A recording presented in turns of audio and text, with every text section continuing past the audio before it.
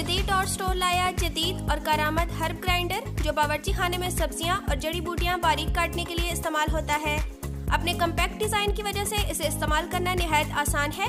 इसके अंदर मौजूद तेज धार ब्लेड्स तेजी से जड़ी बूटियों को बारीक काट देते हैं।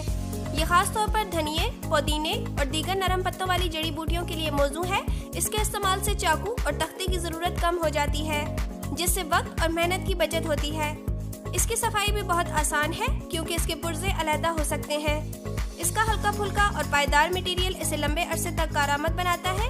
इसे आसानी से बावर्ची खाने की दराज में रखा जा सकता है। किचन में अपनी जिंदगी को आसान बनाइए। अभी ऑर्डर कीजिए और 3 दिन में अपने घर की दहलीज पर वसूल कीजिए।